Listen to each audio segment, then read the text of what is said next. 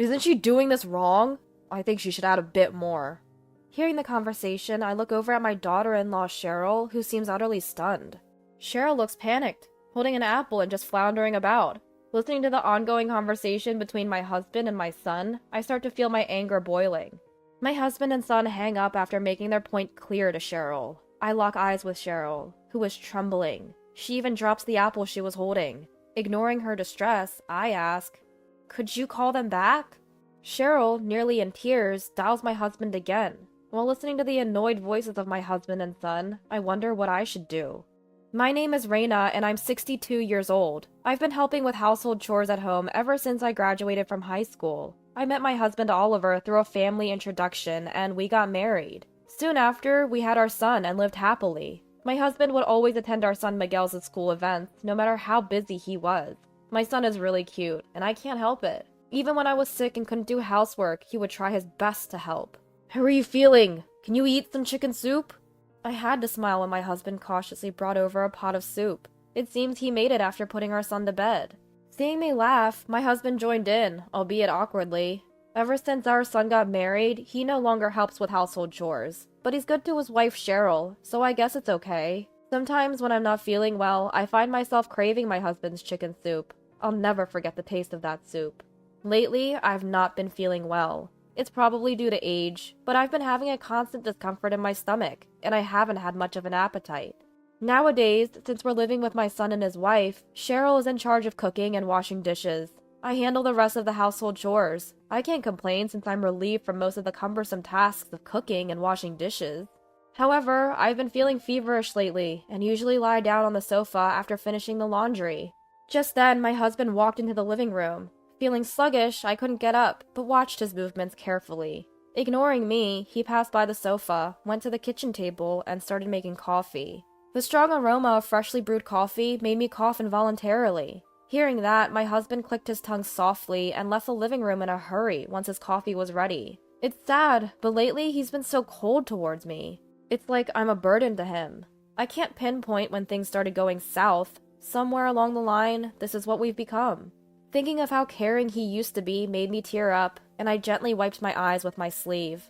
Tonight's dinner is meatloaf, but given my poor health, I opted for chicken soup.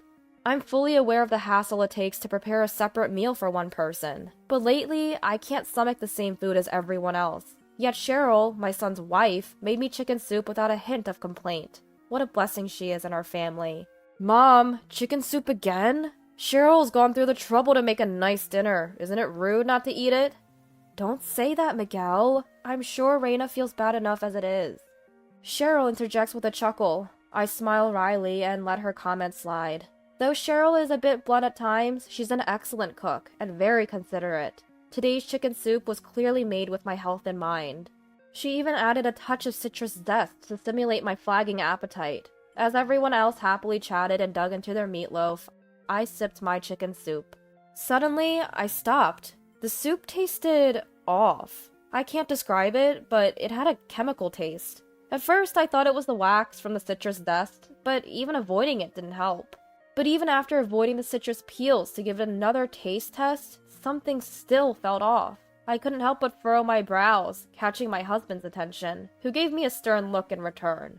Despite feeling guilty towards Cheryl, I left most of my plate untouched. Cheryl noticed and asked with concern, "Didn't it taste good?" Feeling cornered, I lied that I wasn't feeling well and let the moment pass. What did I do wrong? Days passed and I was feeling a bit better. Since Cheryl and my son had plans to go out, today was my turn to cook.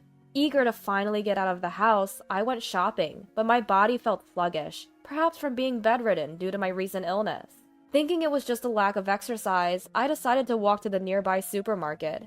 While waiting for the traffic light, a sudden chill ran through my body, and I felt my vision go dark. I instinctively squatted down, but now found myself sweating profusely. Passers-by glanced at me curiously as they walked by.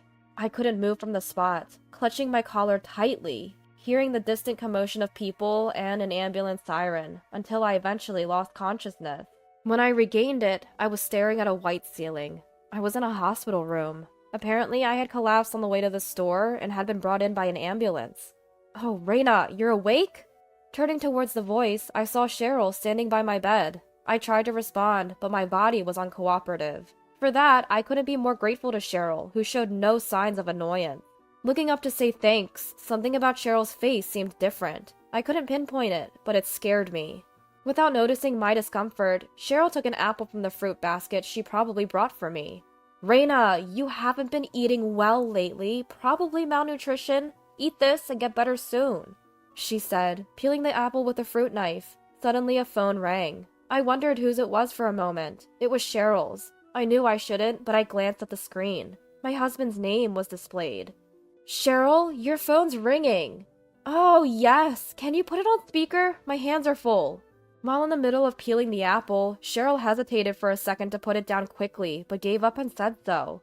Doing as told, I answered the phone and pressed the speaker button. "How is she?" "She just woke up. I'm peeling an apple for her right now." "You're conscious again? What stamina you have. What's going on? You're awake already?"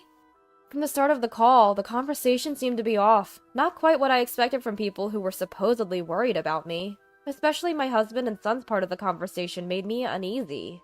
"Didn't expect her to wake up this soon. Did we mess up somehow?"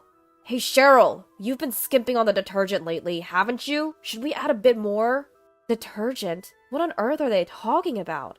I look over at Cheryl. She's holding an apple and her face is pale, trembling. Seeing her face, it clicked for me. It seems they've been adding detergent to my meals. Cheryl had been watching my expression change and finally dropped the apple she was holding. Meanwhile, the conversation between my husband and son continued, unabated. "Even if we fix the detergent ratio, maybe just mixing it into the food isn't enough." "Yeah, I'd like that insurance money sooner rather than later. Maybe we should mix it into her drinks next time." "It's amazing she hasn't noticed." "She won't notice. This is someone who doesn't even realize she's despised." Laughing heartily, my husband and son ended the call. I clenched the bedsheets, biting my lip. How did things turn so dark? Why must I suffer this way at the hands of my husband, son, and even my daughter-in-law? What did I do to deserve this? There are no answers, no matter how much I think about it. I shot Cheryl a fierce glare. She's trembling. Probably never expected their plot would be revealed like this. She panics, fidgeting with her hands. Taking advantage of the moment, I pull my cell phone from my bag. I open the recording app and say to Cheryl, "Call them again." "What?" "Call my husband. Again." Overwhelmed by my urgency, Cheryl dials the number. After a few rings, the call connects. "What's up, Cheryl? Did she finally kick the bucket?" Next to my husband, who answered with a nasty grin, my son casually talks to Cheryl. "Don't worry, we'll split Mom's insurance money evenly. Actually, you'll get a bit more for all your trouble." "Yeah, adding detergent to her meals is no small feat. You deserve it." They laughed uproariously and hung up. I stop the recording and glare at Cheryl once more. Finally accepting her fate, Cheryl weakly lowers her arms and looks up at the ceiling. I grabbed Cheryl by the shoulders and pressed her for answers. Realizing she was cornered, Cheryl spilled all the details. She confessed that her husband and son-in-law loved to gamble, and they often went to gamble together. But they kept losing and went into debt, continuing their gambling sprees anyway. This mounting debt left them desperate, and they decided to take out a life insurance policy on me, without my knowledge, to collect the money.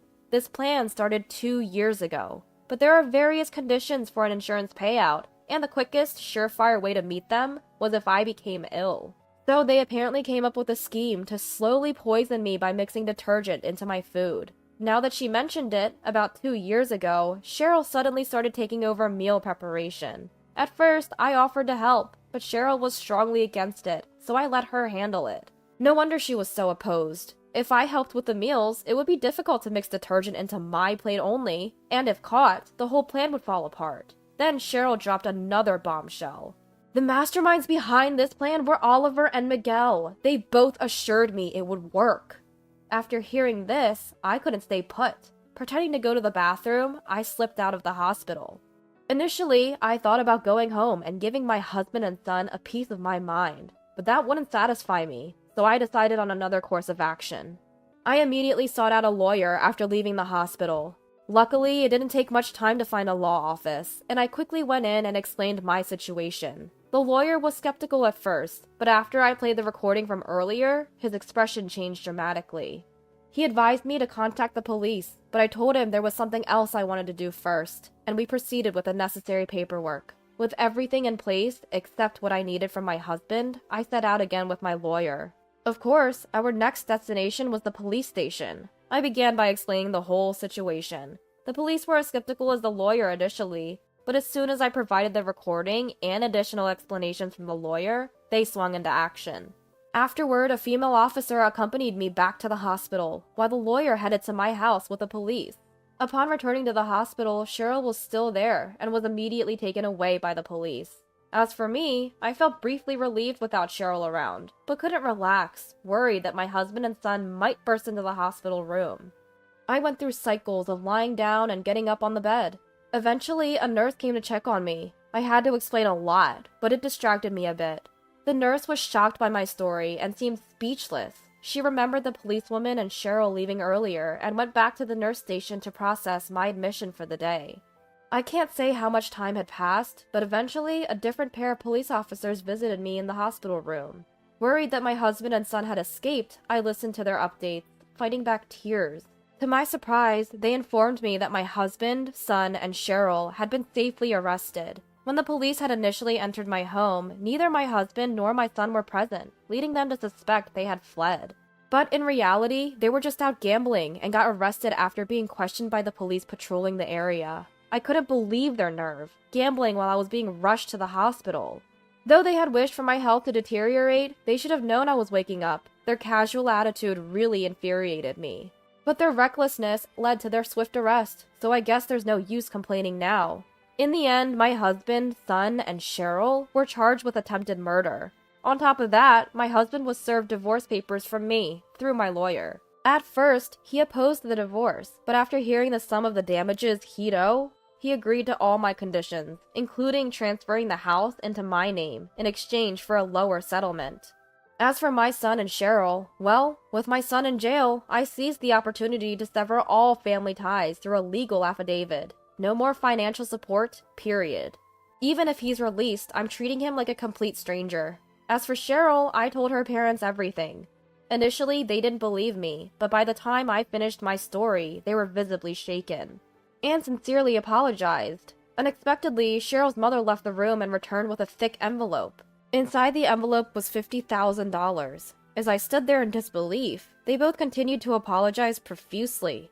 It seemed like they intended this as compensation. I tried to decline several times, but they insisted, almost in tears, that I should accept it. So I finally did.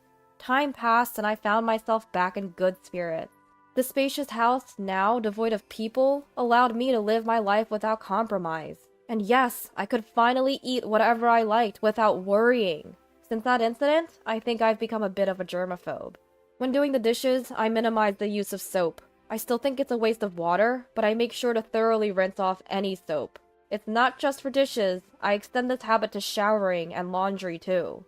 If I don't, I hesitate to even put things in my mouth or on my body. While my husband, son, and Cheryl are certainly to blame for this change, I think I'll gradually get better. Because they're not in my house anymore, I have the freedom to live as I please. Some may think I'm emotionally scarred, but from my perspective, I feel utterly relieved and refreshed. I've switched to a new cell phone. The incriminating voice recordings have been turned over to the police, and honestly, just keeping that phone would have felt disgusting. As I think about the freedom my new phone represents, I'm motivated to try things I've never dared before. Maybe I'll get into the trending world of cooking live streams.